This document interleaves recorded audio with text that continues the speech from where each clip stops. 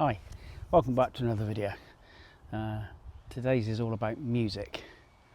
Why do we like music?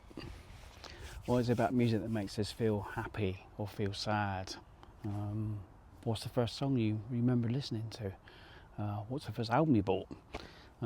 Mine, knowing what we know now, is it's particularly bad. Certainly wouldn't go down well nowadays. But also, why can music be so emotive, and what makes us feel music? But no, let's get into it. So the first track that I remember listening to and thinking, shit, what is this, was Led Zeppelin's The Immigrant Song. It wasn't about dinghies and the ocean back then. It was actually about the Vikings coming from the land and snow to invade the British Isles. I remember now that first moment of hearing that song, the intro of the guitars and the bass and the drums and Robert Plant's voice. I thought it was fantastic, absolutely brilliant, and that's probably what turned me into a rocker. I wonder actually if it had been like reggae music that was playing, whether I'd got into reggae instead. I don't know, who knows. Anyway, that started me on my musical journey that now incorporates everything from rock to rap to pop to musicals and pretty much everything in between, except reggae, actually. Playlist on my phone is varied, to say the least. First album I remember buying, and this isn't a great purchase, was Carrie Glitter's Touch Me. Yeah. I know. Clues in the name, isn't it? Yep. Younger viewers probably haven't got a clue what's wrong with that and what I'm talking about, but they'll probably go off and Google it now. But at the time he was huge, and everyone was listening to him. He was like massive. And yeah, I bought a few albums of his actually, but I didn't buy any Rolf Harris records, so I hasten to add. But later on in life, my tastes improved massively, thankfully. I still love rock, but I was also still am into lots of other genres. But when I think back to then, music was more of an escape for me, so I'd listen to just about anything to avoid the world around me and what was going on. And probably that's where the emotive side of music came from for me as well.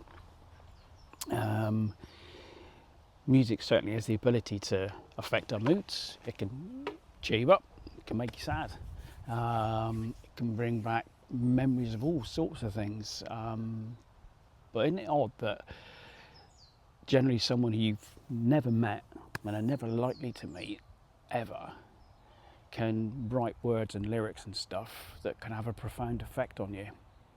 I know it's a bit of an oversimplification, but that's the general gist of it for me. You know, it's like somebody you don't know has written these lyrics or said something that affects you.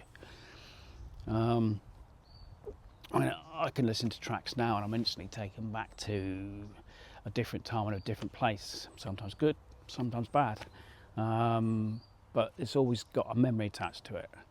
I remember back in the late 80s working and drinking down in the Boscamas, like all my friends and stuff, you know, and there was a video jukebox in there. Never seen one before until it was in there, but it was always playing. We were always putting on rock music, that sort of thing, some 80s pop and stuff, but generally rock music like Bon Jovi, Poison, Guns N' Roses, that sort of thing. And whenever I hear those tracks now, that's the memory that I go back to, with some really, really great times attached to it. There are tons of songs that do put a smile on my face, make me happy, and then out comes the catastrophic singing and the air guitar. Yeah, we all do it, don't we? Let's be honest. But on the flip side, there's songs that can bring out the sadness in you or in me. But for me, there's nothing wrong with that.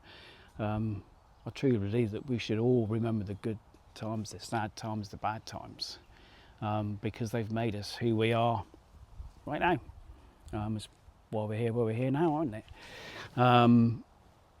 And music plays a big part in that for me. There's definitely some tracks that can bring on the tears for me. I won't be mentioning them because too many of my friends will start playing them all the time just to try and get a reaction out of me. But we've probably all got songs like that, and certainly depending on my mood, I'll play them to get some emotions out. It's great. Music's definitely good for your mental health. Definitely works with that bit. A couple of years ago or so, I came across a band called 6am. They were actually formed by Nicky Six from Motley Crue, who I love, and the music from that band had a big effect on me and how I view a lot of things in life nowadays. Their lyrics have got so much meaning in them. There was really sort of like a light bulb moment for me when I heard their music in a lot of ways. More to come on that in another video actually.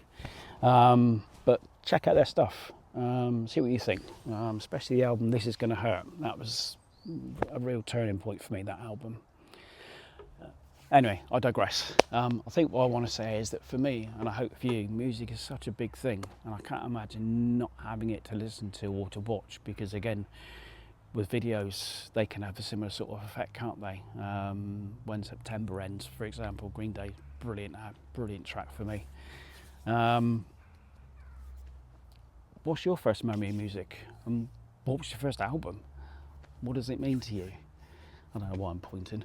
Comment down below, and let's see who's got the worst album. So mine's probably going to be difficult to beat, I should imagine.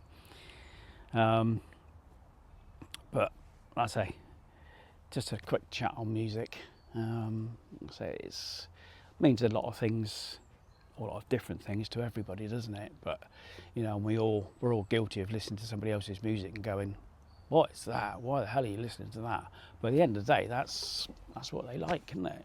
People probably look at my music or listen to my music and think, "What the hell is he listening to?" But hey, we're all different, and music's all different, isn't it? So that should be celebrated. But anyway, just a quick video on that. Put down in the comments below what your first album was, or what music you remember first listening to, or comment on the my catastrophic first album. Anyway, yeah, leave some comments down below, and hopefully you're liking these sort of videos. If you are, a like and a subscribe would be fantastic, and I will see you in the next one. Okay, thanks guys, cheers.